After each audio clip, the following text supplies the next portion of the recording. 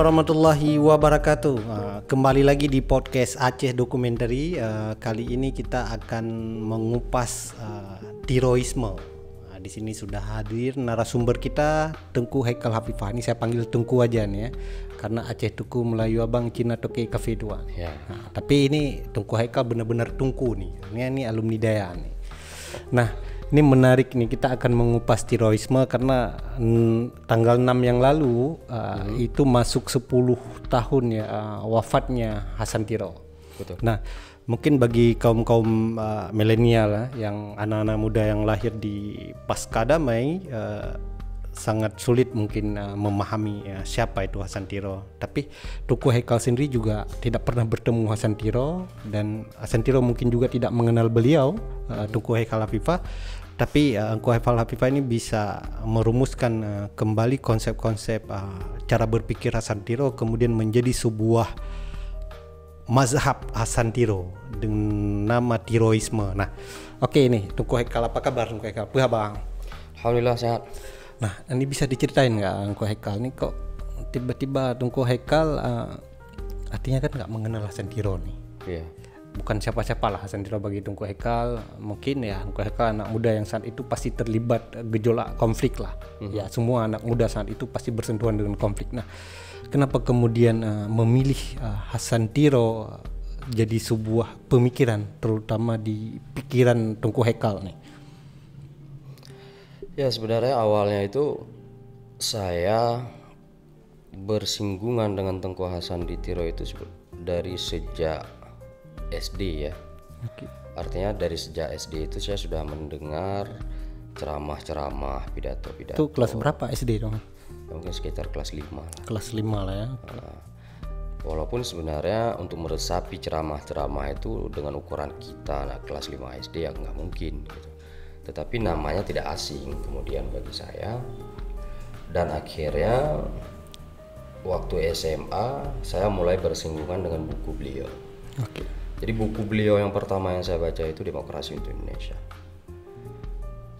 Buku Demokrasi untuk Indonesia ini sangat, menurut saya waktu itu ya, sangat representatif melihat demokrasi untuk Indonesia. Walaupun saya tidak terlalu paham detail karena mungkin bahasa-bahasa dalam buku tersebut sedikit lebih tinggi gitu kan untuk ukuran saya waktu itu SMA gitu. Nah, selesai dari SMA kuliah, saya baru bersinggungan kembali dengan pemikiran-pemikiran beliau. SD itu sudah khatam Demokrasi untuk Indonesia? Belum, enggak. Belum. Kalau di SD saya belum baca buku, bukan buku gitu, kaset ceramah-ceramah beliau. Apa saat itu gitu yang paling berkesan dari kaset-kaset ceramah itu? Ya nggak ada, cuman saya pikir ini kok siapa gitu. Kalau waktu itu kan waktu SD kita ngomong soal nasionalisme, kemudian kemerdekaan. Untuk ukuran kita anak SD ya nggak masuk lah. Nah, kalau saya waktu itu SD itu Hasan Tiro dimasukkan ke pikiran saya itu GPK. Nah, mungkin ini Tengku Haikal malah melihat Hasan Tiro sesuatu yang berbeda di saat itu.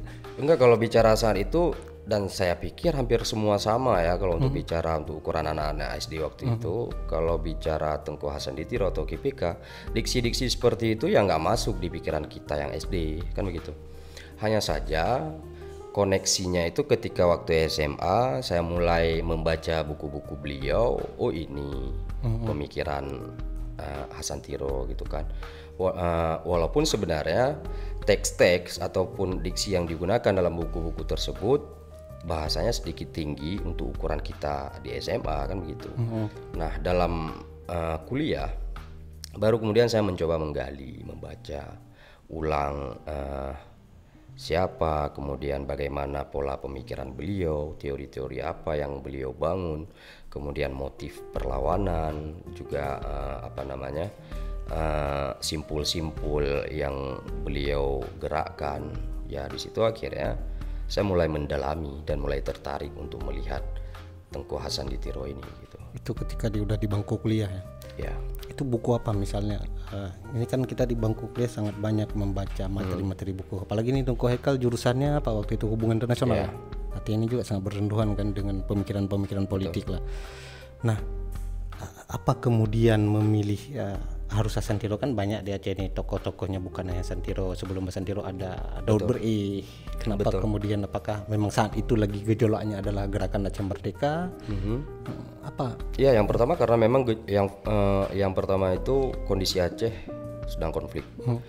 Kemudian dominasi dari gerakan Aceh Merdeka pasca 98 itu cukup tinggi, sehingga itu menjadi alasan pertama gitu. Kemudian yang kedua, saya berasal dari keluarga konflik, juga ingin melihat ini dari sisi ilmu pengetahuan, seperti apa misalnya motifnya dan lain sebagainya, tujuan gerakan dan lain sebagainya. Nah, dari situ baru kemudian saya mencoba menarik garis bagaimana pola berpikir beliau. Tapi sebelumnya saya sudah membaca buku-buku Soekarno misalnya, kemudian diaries-nya Che Guevara, kemudian catatan-catatan revolusi Pakistan yang punya Sir Muhammad Iqbal gitu kan. Surat-suratnya misalnya, ada satu buku yang saya ingat dari Sir Muhammad Iqbal itu Qudra Sadri gitu. Itu ya kalau tidak salah itu ya judulnya itu lumayan lama lah bukunya. Jadi saya menarik melihat motif-motif, kemudian latar belakang simpul yang dibangun, konsep yang digagas terkait gerakan-gerakan revolusi, gerakan-gerakan perlawanan nasional yang ada di dunia. Nah, di sini saya juga membaca tentang Soekarno misalnya dengan bukunya Indonesia Menggugat, Di Bawah Bendera Revolusi dan lain sebagainya. Yang menarik bagi saya itu Hasantiro ini menyampaikan sesuatu dalam setiap buku-bukunya itu sangat yakin dengan apa yang dia bangun. Teori-teori yang dia bangun itu dia konsisten. Mulai dari saat dia berada dalam ruang Indonesia katakanlah, ketika beliau menjadi seorang Republikan. Itu ada buku pertama beliau yang menjadi skripsi beliau di Universitas Islam Indonesia, yaitu Perang Aceh, yang kemudian drama Perang Aceh. Bukan. Judulnya Perang Aceh 1873 1927 itu kalau tidak salah, dan itu sudah saya translate, bukan saya translate sih, saya tulis ulang dengan ejaan yang disempurnakan dan bisa di-download. Itu saat beliau kuliah di UII, Universitas Islam Yogyakarta. Nah, ini Tengku Hekal akhirnya dengan mencoba mendalami pemikiran Hasantiro juga justru kemudian Tengku Hekal ini mulai mempelajari pemikiran-pemikiran tokoh dunia ini, misalnya ada Nietzsche, Che Guevara dan segala macam. Ini semua berangkat dari kegelisahan apa yang dipikirkan oleh Hasantiro. Enggak, sebenarnya tidak bicara soal kegelisahan. Hal pertama yang mendasari saya melihat Hasantiro itu ya perlawanan yang dominan dari rakyat Aceh waktu itu, yang menjadikan Tengku Hasantiro sebagai ikon. Ya, dari situ saya coba menggali pemikiran beliau, bagaimana sebenarnya yang beliau bangun gitu. Nah, di situ baru saya menarik simpulnya seperti apa. Akhirnya kita menyatukan beberapa puzzle pemikiran dari proses transformasi pemikiran beliau itu. Jadi dari saat beliau menjadi seorang Indonesia, kemudian beliau menggagas ide federal, setelah itu juga masuk dalam kelompoknya Darul Islam Abu Daud Bereh, kemudian juga saat itu menggagas nasionalisme Melayu, baru kemudian menggagas nasionalisme Aceh. Nah, dalam masa konflik itu kan banyak sekali teks-teks yang sifatnya itu propaganda yang dibangun terhadap beliau. Akhirnya saya mencoba mengkaji secara ilmiah bagaimana sebenarnya proses pemikiran beliau ini. Makanya waktu 98 itu kan banyak tuduhan-tuduhan, misalnya asumsi-asumsi bahwa beliau berontak karena persoalan tidak mendapat tender PT Harun, ataupun beliau misalnya ada juga asumsi negatif yang dituduhkan beliau itu awalnya sangat Indonesia, kemudian memberontak kepada Indonesia, itu tidak logis dan lain sebagainya. Jadi simpul itu kemudian saya coba susun seperti apa. Itu kalau bicara transformasi pemikiran. Baru kemudian saya melihat akar dan teori apa yang beliau gunakan saat beliau membangun pemikiran ini. gitu loh. Tapi kan banyak juga artinya kan ahli-ahli juga baik tokoh nasional terlepas ya berbagai kepentingan nasionalisme atau negara, banyak yang mengklaim bahwa Hasan Tiro juga tidak lepas dari kepentingannya Arun nih. Artinya kemudian Tunku Hekal mencoba mengklarifikasi bukan karena PT Arun. Apa yang melatar belakangi dia kemudian bukan karena PT Arun, tapi kan sebab-sebab yang dibangun kan, Hasan Tiro ini punya istrinya Dora juga tidak jauh-jauh dengan dunia industri terutama di bagian perminyakan gitu. Apa yang kemudian Tunku Hekal temukan bahwa ini tidak ada hubungannya dengan kekecewaan beliau terhadap Arun? Ya, kalau secara ideologi, kalau saya lihat itu persoalan yang melatar belakangi beliau itu ideologis gitu loh, bukan persoalan ekonomi. Tetapi sebuah ideologi itu terbentuk juga tidak terlepas dari faktor-faktor historis, faktor politik, faktor kebudayaan, juga faktor ekonomi itu sendiri gitu, termasuk faktor sosiologis gitu. Nah, dalam hal ini yang membuat dia berontak kalau saya lihat itu adalah perbedaan tafsiran ideologi negara. Itu dia tulis dalam buku Demokrasi untuk Indonesia. Nah, konsistensi dia melakukan pemberontakan ini seperti saya katakan sebelumnya itu saat Tengku Hasan Tiro masih sebagai seorang Republikan, dia menulis buku tentang Perang Aceh, yang pertama, karya dia pertama. Kemudian sebelumnya dia juga sudah menerjemahkan buku Siasah Asy'ariyah. Di situ terlihat konsistensi pemikiran dia terhadap nilai-nilai agama. Itu pertama. Kalau yang kedua, buku Perang Aceh itu terlihat konsistensi nilai dia terhadap nilai sejarah.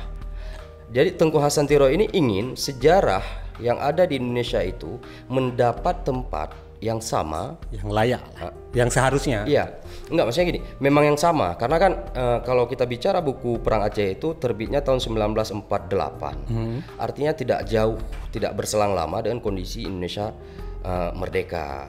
Jadi beliau sudah menulis gagasan ataupun ide, katakanlah bagaimana seharusnya sejarah di Indonesia dari latar belakang daerah yang berbeda bisa mendapat tempat yang sama tanpa ada mayoritas, tanpa ada minoritas gitu loh.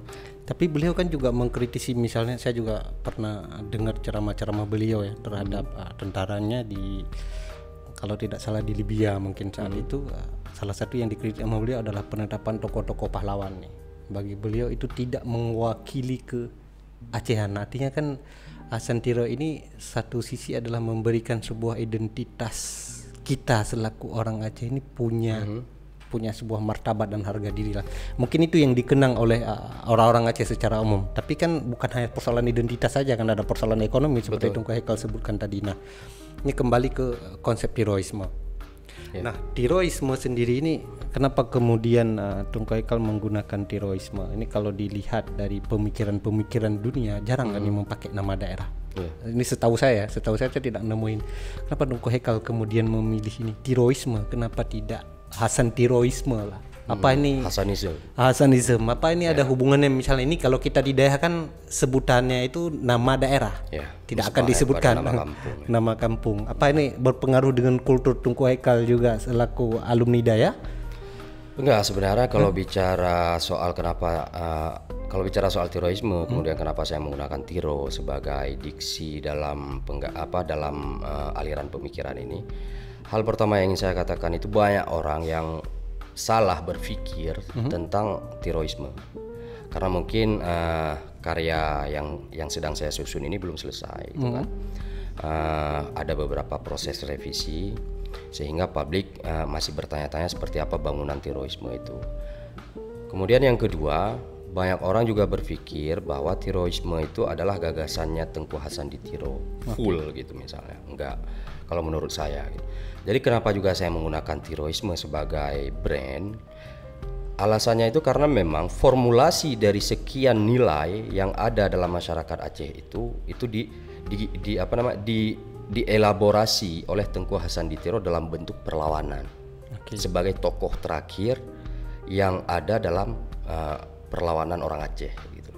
Sehingga saya menggunakan tiroisme itu kalau bicara secara mungkin etimologinya iya, itu merujuk kepada nama kampung, tetapi secara terminologi yang saya gariskan itu adalah bicara nilai etik dan spirit orang Aceh. Artinya aliran pemikiran yang diformulasikan oleh beliau itu bermuara terhadap etik dan spirit. Oke. Gitu. Jadi bukan semata-mata berbicara tentang Tengku Hasan Ditiro, bukan juga semata-mata bicara keluarga Ditiro yang menjadi keluarga terakhir dalam mempertahankan kedaulatan kerajaan Aceh. Juga intinya itu membicarakan nilai spirit dan nilai etik yang ada dalam masyarakat Aceh mulai dari masa kerajaan, kesultanan sampai sekarang. Jadi nilai itu dielaborasi oleh Tengku Hasan Ditiro, diformulasikan oleh beliau menjadi satu spirit. Hanya saja beliau menjadikan spirit itu sebagai media untuk melakukan perlawanan. Oke, ini yang sudah Tengku Heka rumuskan ini apa aja konsepsi terorisme nih? Misalnya saya juga sempat pernah baca dulu di salah pas satu 7 media. tahun ya, 7 tahun pas wafatnya Hasan Tiro. Salah satunya adalah ada konsepsi teori agama. Ini kayak apa sih konsepsi agama Hasan Tiro? Terus ada perspektif politik dan sejarah. Ini yang sangat terkenal di Hasan Tiro sebenarnya, ini sejarahnya sebenarnya. Dia mampu membawa kita ke imajinasi masa lalu gitu. Jadi banyak orang berpikir bahwa bangunan dari terorisme itu adalah nilai sejarah. Padahal sebenarnya setelah saya lihat dan saya teliti, bangunan yang paling kuat dari konsepsi yang dibangun oleh Tengku Hasan Ditiro itu agama. Bagaimana dia menginterpretasi dalil-dalil agama menjadi spirit perlawanan, kemudian dia bangun kerangka berpikir terhadap sejarah Aceh yang nilai daripada sejarah itu menjadi nilai identitas orang Aceh, kemudian menjadi nilai nasionalisme orang Aceh yang di mana rasa nasionalisme orang Aceh itu membangkitkan rasa superiority konfliknya orang Aceh gitu kan. Berarti konsep agama tadi ini apakah kita akan berbentuk sebuah konsepsi khalifah atau negara berbasis syariah itu seperti apa dia? Ini bukan bicara bentuk kenegaraan sebenarnya. Jadi salah satu contoh itu misalnya Hasan Tiro menginterpretasikan la ilaha illallah.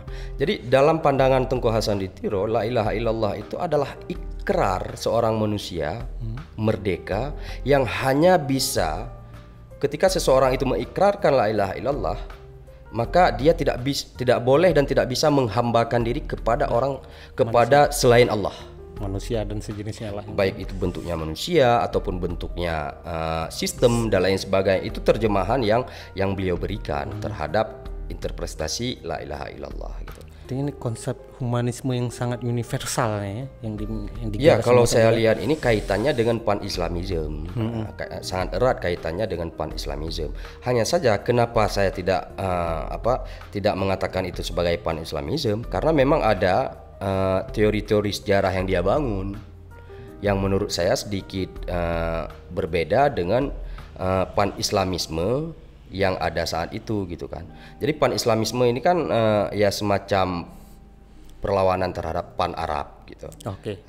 Jadi asabiyah yang dibangun itu. Nah, kalau di sini, kalau di terorisme itu saya tidak melihat ada semacam nilai asabiyah kalau saya melihat ke konsep agama yang dia gagas. Maksudnya konsep agama yang dia tafsirkan gitu. Makanya kenapa di dalam banyak karya-karya dia itu ditulis bahwa syahid gitu kan, kemudian lamid, kemudian jihad misalnya. Nah, itu adalah proses dari interpretasi dia terhadap dalil-dalil agama. Dan sangat sedikit orang melihat bagaimana konsep berpikir atau konsep Islam yang ada dalam pemikiran beliau, itu sangat sedikit yang bisa melihat. Itu konteks agama dalam konteks tadi apa? Sejarah.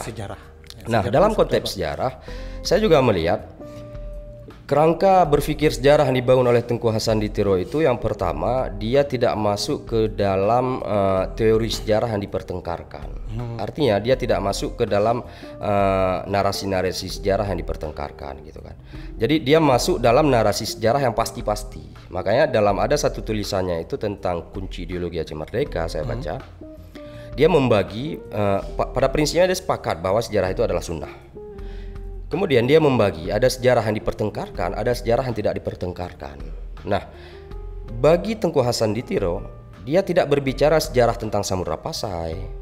Jadi mungkin boleh baca buku-buku beliau itu, ada tidak buku-buku yang memang buku-buku beliau yang bercerita tentang, artinya Hasan Tiro ini tidak berbicara sejarah dalam konteks sebatas peristiwa lah ya. Bukan itu yang ingin dia bicarakan. Bukan.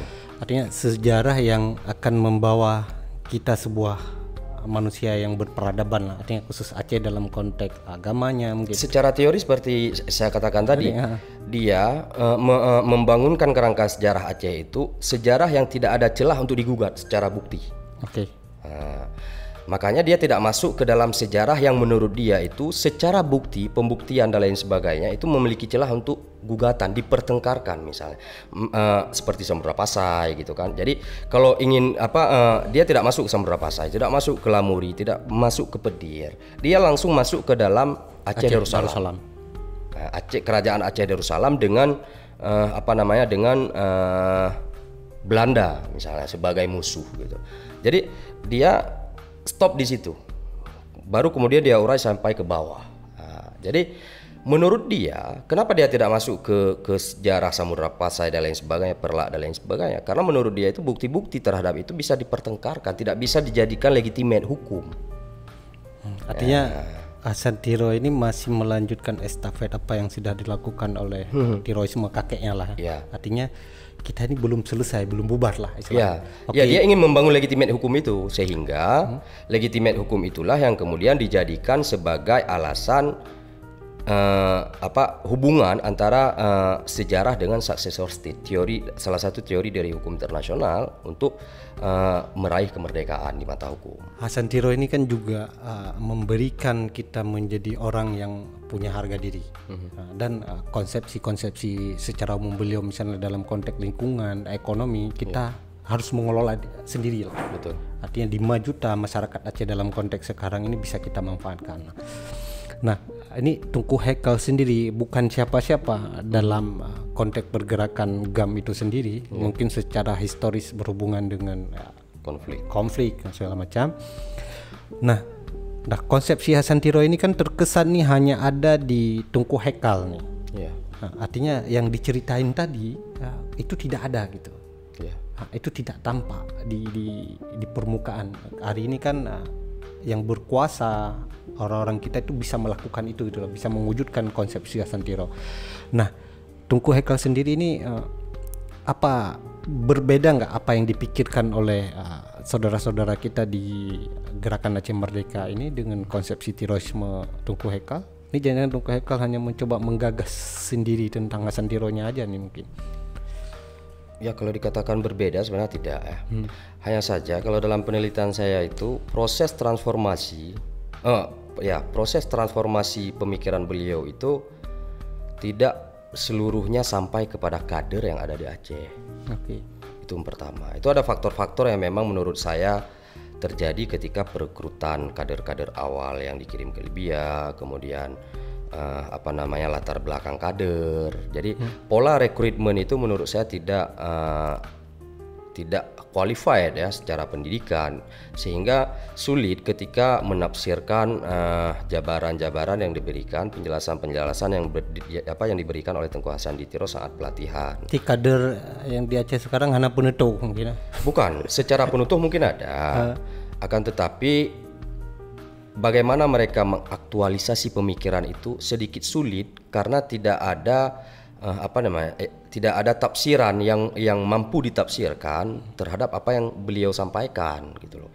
Jadi kalau menurut saya, kalau saya lihat secara keseluruhan, tafsirannya itu ya hanya sekedar bicara sejarah dan lain sebagainya. Padahal banyak nilai-nilai yang bisa diwujudkan dari pemikiran-pemikiran beliau, walaupun dalam konteks perdamaian, dalam konteks kondisi hari ini gitu. Dan itu tidak menyalahi. Jadi hal itu tidak dilakukan saya lihat.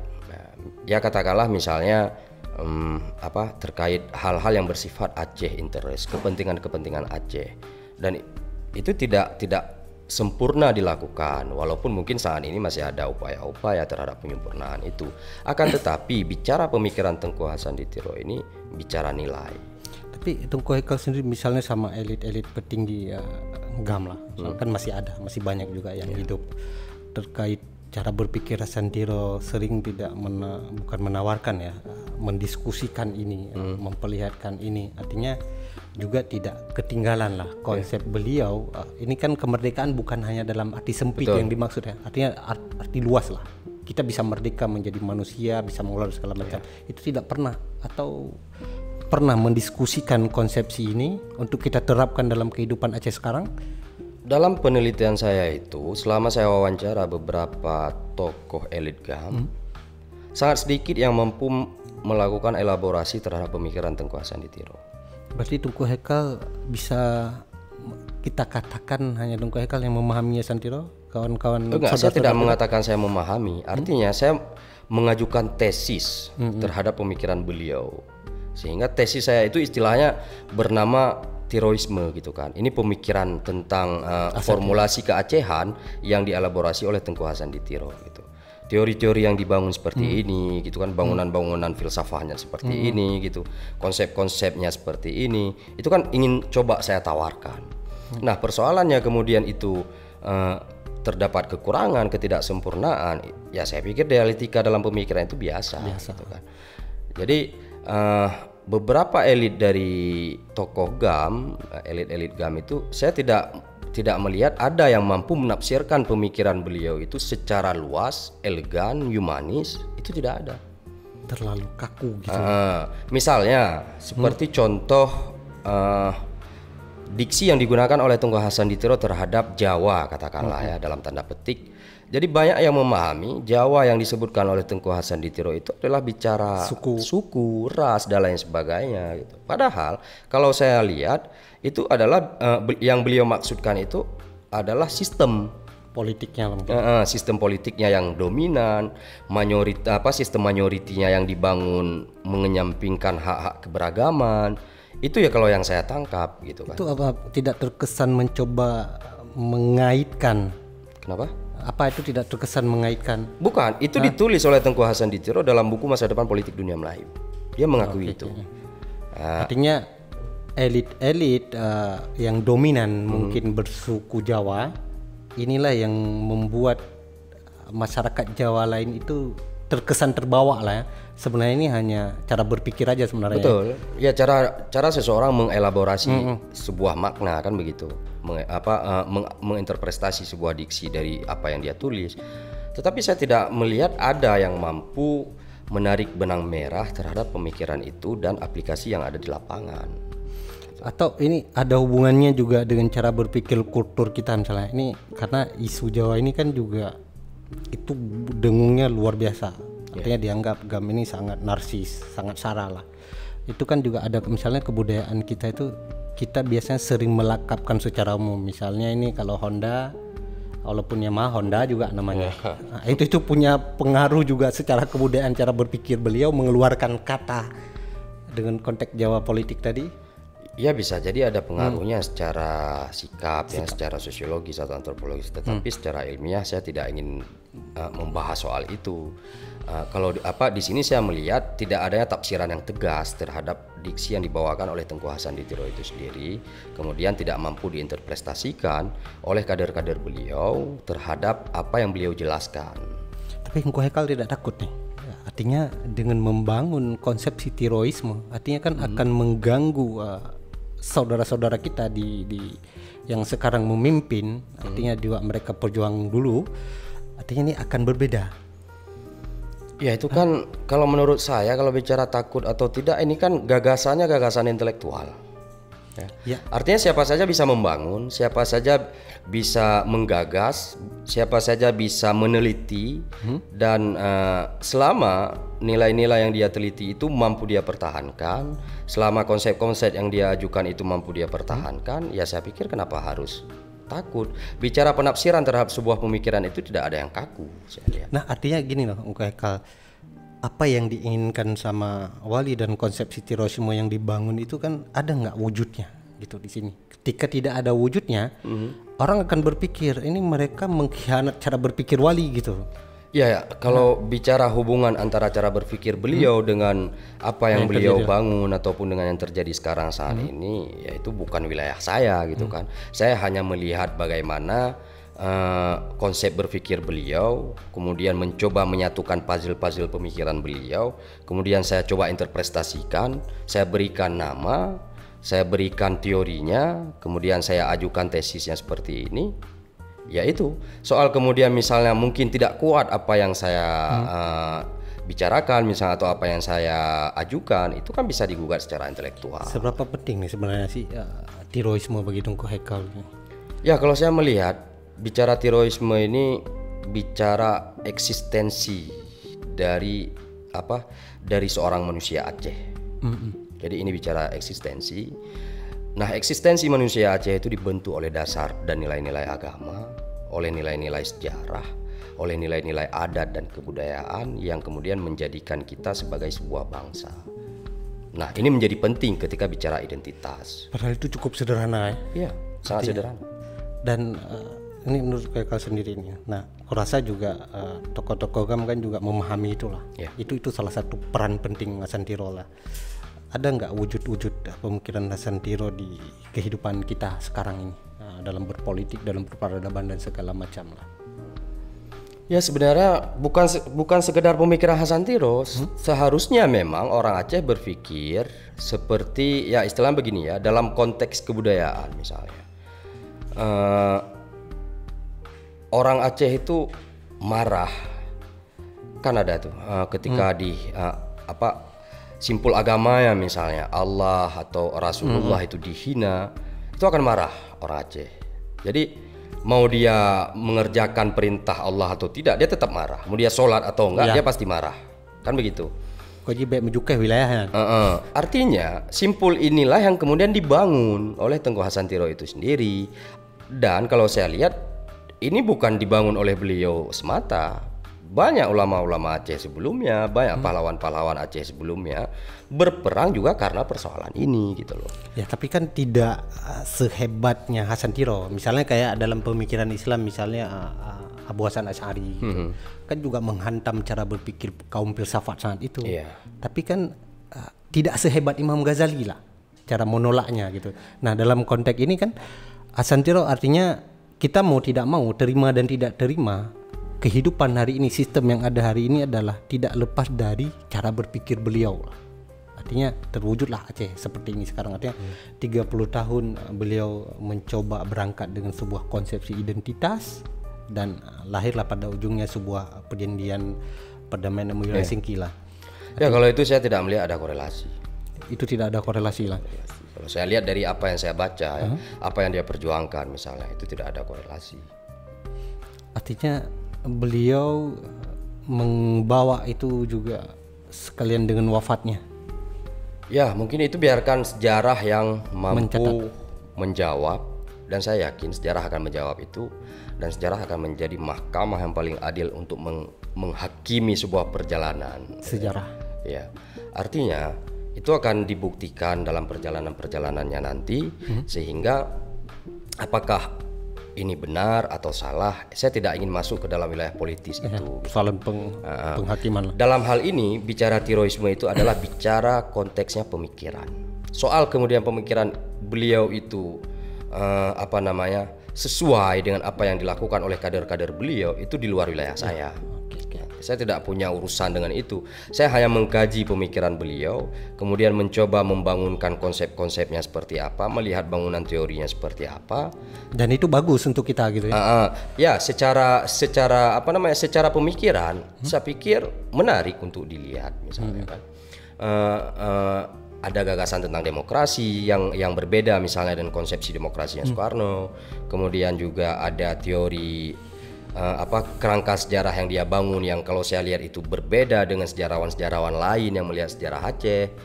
Kemudian juga ada teori-teori hukum yang beliau bangun ataupun teori politik yang beliau bangun. Bagaimana perkawinan antara demokrasi, teokrasi dan musyawarah itu terlihat dalam pemikiran-pemikiran beliau. Tapi saya suka yang Koeka, artinya kan mampu membawa pemikiran Hasantiro tidak dalam konsepsi orang yang melawan negara. Ya. Artinya pikiran beliau bisa dipakai nih untuk kehidupan sekarang.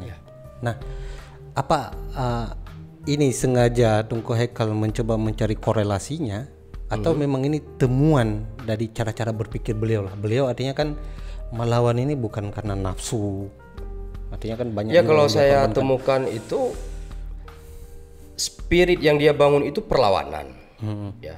Tetapi berbagai macam bentuk lah.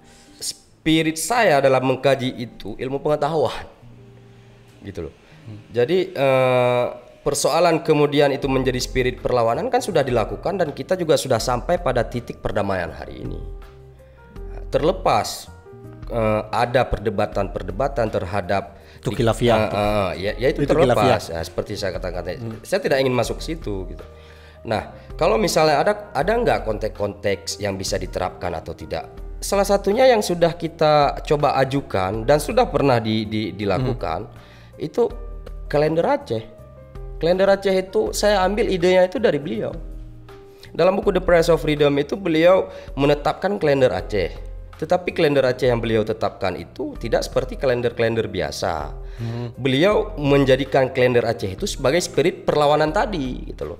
Nah, saya tidak membangun kalender Aceh itu untuk spirit perlawanan. Saya membangunnya dalam spirit kebudayaan, keberagaman yang ada di Indonesia. Cobalah kemudian saya susun itu. Kearifan lokal lah kalau bahasa sekarang.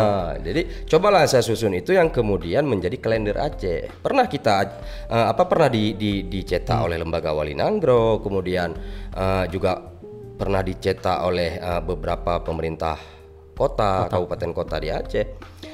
Saya pikir itu menjadi spirit bagus untuk kebinekaan di Indonesia dalam konteks hari ini gitu kan. Kalau misalnya di Pulau Jawa sana ada kalender Saka, kalender Sunda, ya kenapa kita nggak bisa? Saya pikir. Nah, spirit-spirit seperti itulah saya pikir.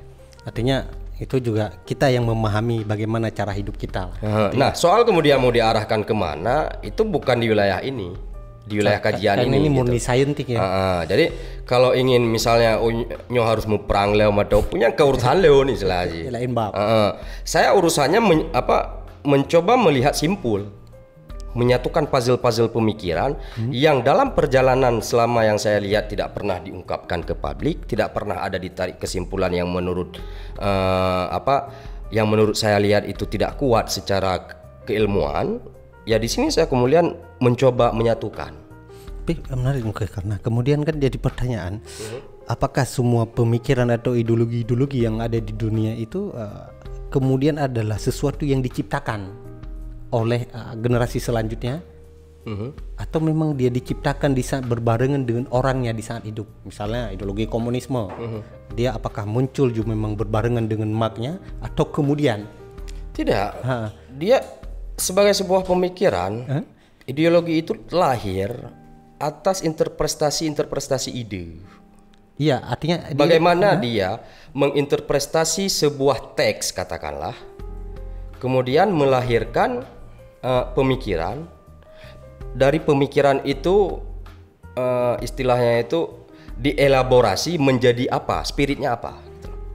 Nah, ini yang saya lihat. Artinya kan dia dilahirkan oleh fase selanjutnya, ya, tidak di fase dia gitu ya.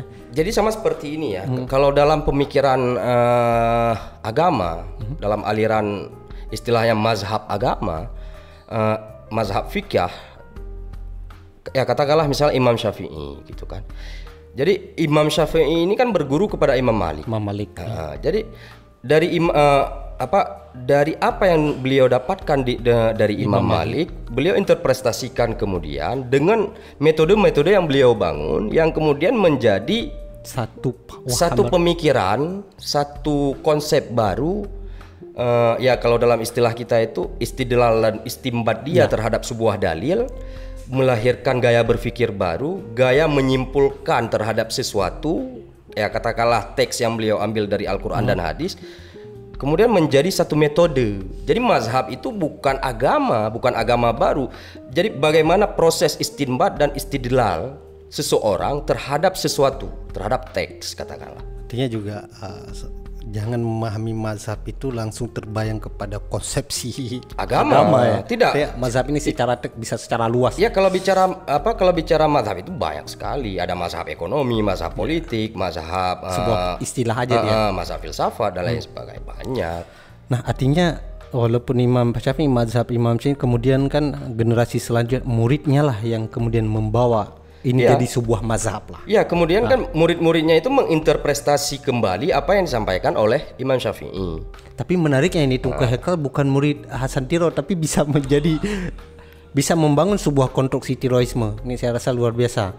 Ya, saya membangunnya karena saya bersinggungan dengan teks dari pemikiran beliau. Saya tidak pernah bertemu beliau, baik secara secara gaib katakanlah ataupun secara nyata. Saya tidak pernah bertemu beliau. Saya bertemu beliau itu di buku-buku, di teks-teks itu.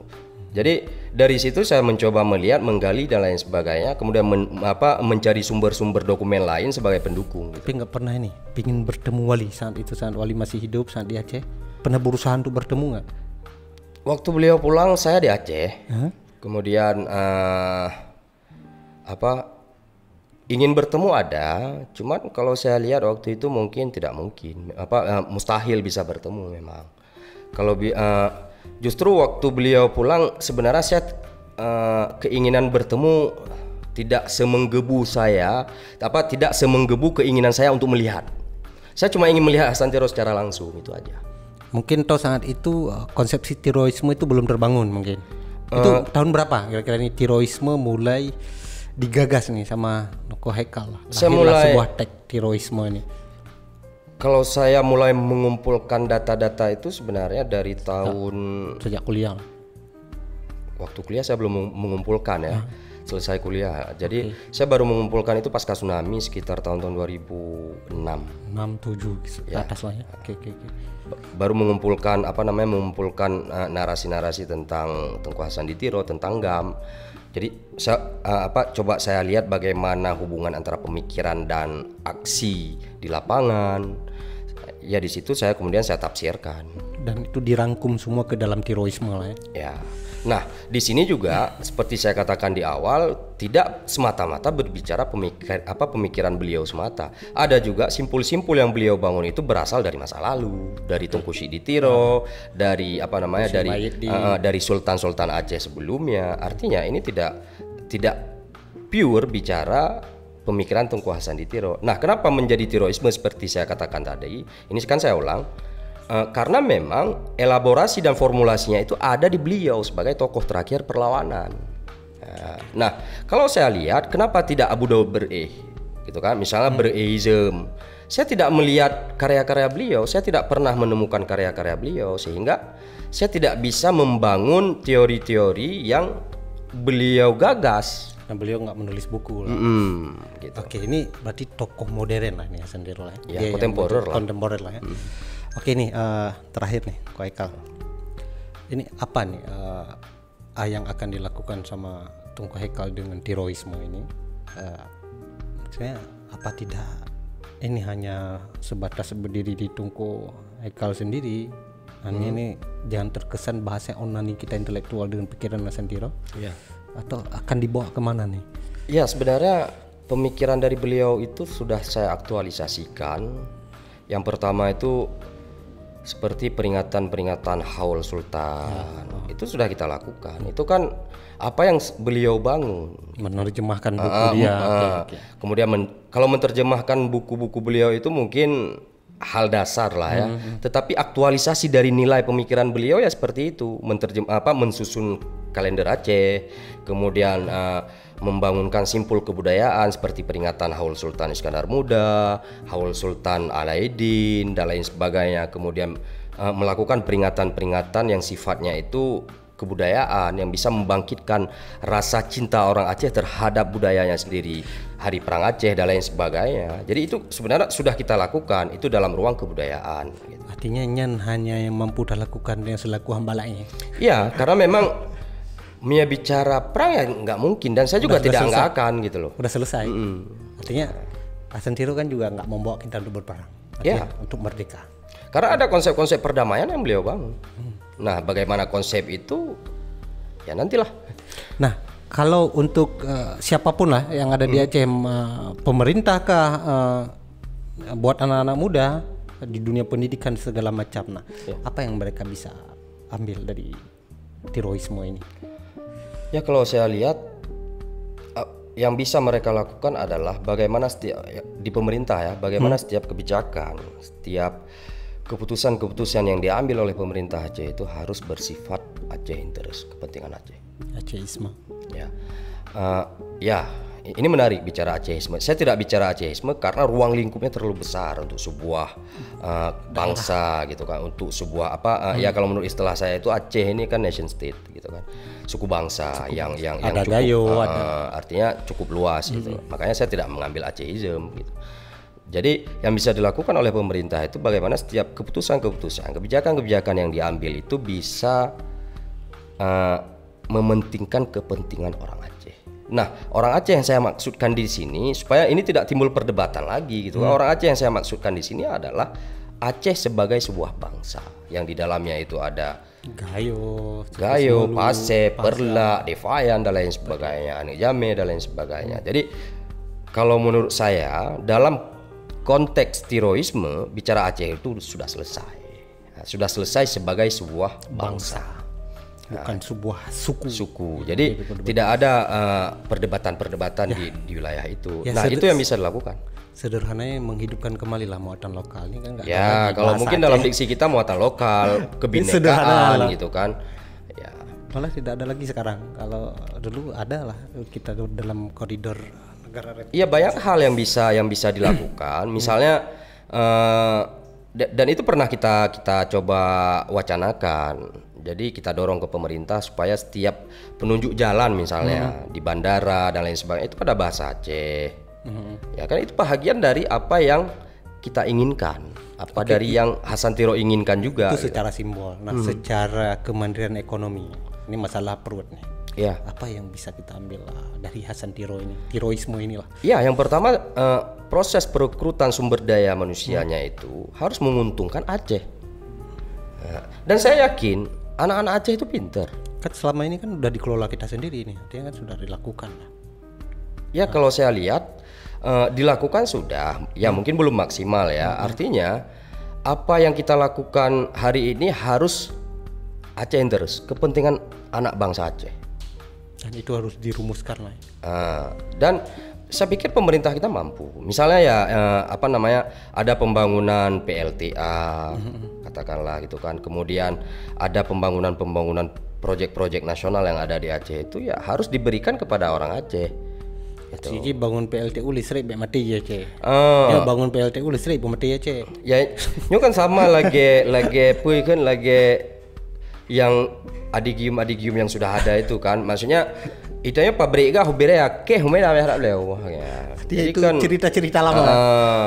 Kita punya PT Arun, Gas Arun, tetapi untuk memproduksi sebuah korek itu kita nggak mampu. Sebenarnya bukan orang Aceh yang nggak mampu, tetapi tidak ada ruang yang bisa dilakukan oleh anak-anak Aceh. Dan sekarang ruang itu sudah dikasih, bagaimana kita mengisi ruang itu? Nah, hari ini itu ada di tangan pemerintah Aceh itu sendiri gitu loh. Jangan nanti ketika ruang ini sudah diberikan, kita menyalahkan lagi pemerintah pusat. Dan saya pikir kalau saya lihat ini sekarang di tangan kita. Ya. Soal bagaimana bergaining itu harus dibangun itu ya tergantung dari pemerintah kita, legislatif kita, eksekutif kita gitu loh.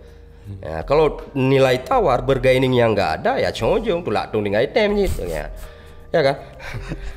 Bahasa katanya ku coba ngulai. Tapi itu Hekal juga lupa disebutkan tadi. Tungku Hekal kan selain ada simposium ini, ada seminar ini semalam, kan juga sudah ada ini channelnya nih, Paradigma Channel nih. Betul. Bisa diceritain nggak kenapa melahirkan Paradigma Channel, apa kontennya? Ini juga masih berhubungan dengan terorisme kah? Atau konten-konten tidak ada hubungan nih? Enggak, sebenarnya kalau bicara channel itu kan media ya. Artinya saya menjadikan media itu untuk untuk mengaktualisasikan pengetahuan, apa yang kita tahu. Kita coba transfer, kita coba beritahukan kepada publik. Artinya kan Hekal nih ada channel Paradigma Channel. Artinya di situ juga punya konten tentang konsepsi terorisme lah. Artinya ya, ada segmennya memang. Yang kita bahas ini kan tentu tidak akan banyak tuntas. Ya, artinya di kawan-kawan bisa melihat di Paradigma Channel lah. Bisa nggak digambarin lah di Paradigma ini apa aja nih konten yang berhubungan dengan terorisme gitu? Ya, secara umum konten yang ada di Paradigma itu Aceh. dan sesuatu yang berhubungan dengan Aceh. Itu yang pertama. Kemudian segmen-segmennya itu ya ada juga semacam segmen seperti di Aceh Documentary, talk show gitu kan. Kemudian juga ada segmen tiroisme. Kalau tiroisme itu saya sendiri memang yang menarasikannya. Artinya kalau ada orang yang ingin tahu lebih dalam tiroisme di channel Ya boleh ya boleh dibuka channel Paradigma Channel itu sangat lengkap lah ya. Kalau dulu kita ada kelasnya, cuman hanya satu angkatan karena keterbatasan waktu, kemudian media dan lain sebagainya. Saya pikir ya lebih bagus di satu channel aja gitu. Artinya ini kelas tidak ada lagi sekolah, Enggak, tiroisme. Nggak ada lagi kelas tiroisme, udah selesai. Itu satu angkatan. Oke, terima kasih Sama-sama. yang sudah hadir di podcast kita. Oke, itu yang kita bicarakan tadi dalam mengupas Hasan Tiro. Hasan Tiro bukanlah pemberontak yang kita bayangkan. Pada akhirnya juga beliau pulang ke Aceh bersama kita, beliau wafat di sini. Juga pada akhirnya terjadi perubahan, reformasi yang terjadi di Indonesia 98 mengubah cara berpikir beliau. Akhirnya perdamaian itu adalah jalan yang terbaik ya, bagi kita Aceh, bagi kita Indonesia untuk menata kita. Akhirnya Soeharto yang membuat daerah bergejolak, akhirnya kita kembali ke pangkuan Republik Indonesia untuk menata diri kita. Saya rasa juga banyak juga tokoh-tokoh nasional yang punya pemikiran yang justru kadang bertentangan dengan Pancasila, dan itu juga sangat dimaklumi. Dan tujuan mereka adalah bukan untuk memecah belah bangsa, tapi bagaimana membangun sistem peradaban yang terbaik buat kita. Dan hari ini adalah Pancasila lah yang bertahan untuk kehidupan kita, yang bisa kita aplikasikan dalam kehidupan sehari-hari. Sekian dan terima kasih. Assalamualaikum warahmatullahi wabarakatuh.